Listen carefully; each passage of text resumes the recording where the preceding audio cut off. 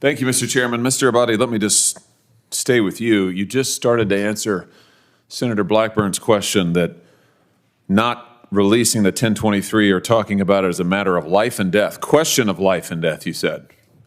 Explain. It is potentially a question of life and death For whom? With regard to the source of the information.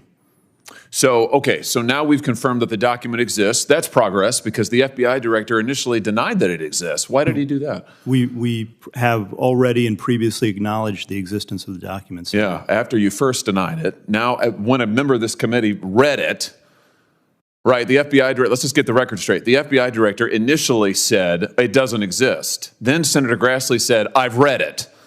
Then he said, oh, okay, well, gotcha. I guess it does exist. Now you're going back and forth with members of this committee, what's in it. Why don't you just release it? Is it classified? The document is not classified. Okay. Will you commit to releasing it? Senator, we'll take that back and we will work with you in this committee. How about just a yes or no? Will you commit to releasing this unclassified document that alleges that the President of the United States, has taken $5 million or more in bribes from a foreign nation? The document has already been released pursuant to a subpoena to the House Oversight Committee. Has it been released to this committee? We will work with this committee within the parameters that are established to meet the request. Will you release the document to the public? It's unclassified. Don't you think the American people have a right to see it? Senator, the document, as you know, contains sensitive information that has bearing on the life of the source of the information, potentially. You can redact the source's name. We do this all the time. In some instances, Senator, and I know you know this, that is not sufficient to protect people. And that's what we strive and work to do each and every day. And I hope you would take that seriously, too. Oh, I take it very seriously.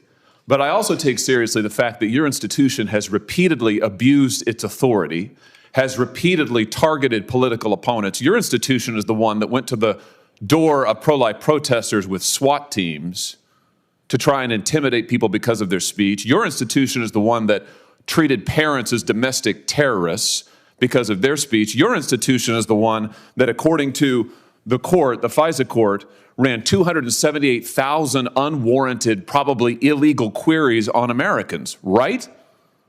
That was your institution, correct? With respect to the compliance incidents, yes, some of the other things you cited, we can take them one by one. They are not. Compliance, you would characterize the unlawful querying 278,000 times of American citizens as compliance issues? We've said before, I've said that it's totally unacceptable. Who's been fired for it? Individuals involved are handled through the disciplinary process. Who's been fired for it? We have, in the case of the unintentional instance where something similar happened, we have fired people in the past. Wait, I'm sorry. What does that word salad mean? The unintentional instance where what does that mean? Who's been fired for the 278,000 times that you improperly or illegally queried the database for American citizens? Anybody? When we find intentional incidents. Well, you're saying that the 278,000 queries were unintentional? I believe that's correct. Wow, 278,000 times American citizens' information was queried by your agency unintentionally? That's your testimony?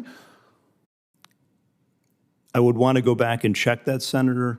But well, that's what you just told me. My understanding is that the vast majority of that's different. You just said it was. You just said it was unintentional. Now it's the vast majority. Which is it? Do you know? I would want to go back and check it. So you don't know? My understanding is that likely all were unintentional. Likely all. So first it was all of them, then it was vast majority. Now it's likely all. So you don't know is the answer to the question.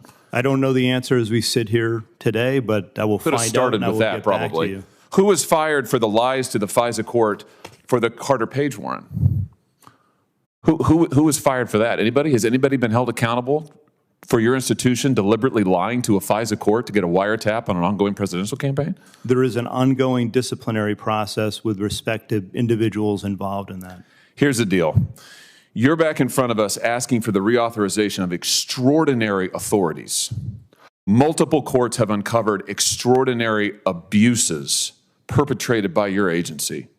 you are at the same time concealing information about serious allegations made against the President of the United States, even as your institution also targets his chief political opponent in an unprecedented way. Why would we ever give you the blank check that you want to continue surveilling American citizens in an improper manner? Why would we ever do that?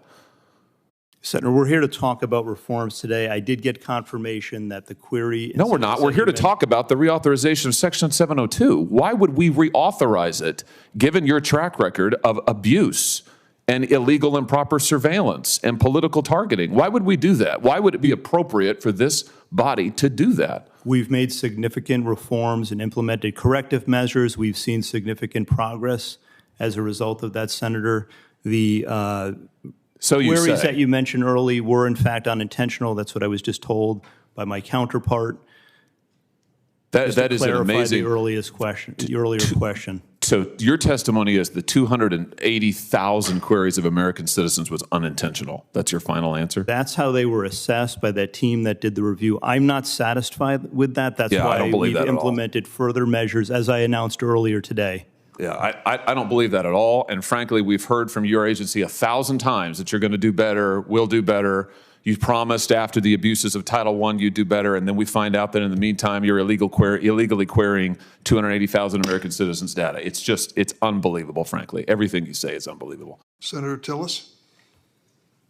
Thank you, Mr. Chair. Thank you all for being here, and thanks to all of the hardworking federal law enforcement officers that I believe are overwhelmingly majority good patriots doing a great service and keeping our country safer. I appreciate the documents that y'all sent over. Particularly, we can talk about what it's doing. A couple of months ago, I went over to the FBI, saw a demonstration of many of the changes that you've implemented on the online query system. I think they're very promising. It also begs the question, why didn't we have it before? But we've corrected that mistake. Senator Cornyn mentioned codification. I had that discussion with the department of the changes, Mr. Abate, that you all have made. I also would encourage every member to see this in action and go through the demonstration that I did. I think it's positive progress. But I had a question for you, Mr. Abate, on the three strikes. I'm trying to figure out how we get to reauthorizing Section 702. It would be irresponsible of us to not figure out a way to do it. It's critically important, very important tool. The three strikes thing, though, kind of struck me as why should anybody get past one strike? I mean, and to me, there are, whoops, I just didn't know, just finished training. Maybe that's a legitimate reason, but three strikes against the controls that you're putting in place before what action occurs? What happens with strike three? I'm assuming they're out, but what are they out of? It could include everything up to dismissal, Senator. And I think it's important to clarify here, the three strikes applicability refers to those that are deemed to be, those compliance errors that are, or incidents that are deemed to be unintentional. And it's an escalating approach with respect to the three strikes. If someone was to unintentionally commit an error like this 3 times, then they would be referred for greater discipline. In addition to the things that come into play, their FISA access would be removed upon the occurrence of the first incident. They would undergo full mandatory retraining. They would have to sit down and be counseled by one of the attorneys from our Office of General Counsel. And it gives us the ability to, evaluate the conduct and determine whether it is truly unintentional or whether it should be elevated to the category of reckless or even intentional, which would warrant more severe disciplinary action. One of the things I've struggled with as I've looked at the compliance incidents, and this gets back to other senator's earlier question, those that are unintentional, given the measures we've put in place now with the system adaptations, the prompts with regard to sensitive queries, the written justification, the parameters around batch queries and sensitive queries, and the opt-in, it's hard to imagine that it would be unintentional if someone pushes through all of those measures in order to run a query that is found to be non-compliant. And that's part of the strength of the sort of regime of reforms that we've put in place now, because prior, and this was not satisfactory to any of us, many of them were categorized as unintentional when they may not have otherwise been, and they may have risen to the level of recklessness or even intentionality.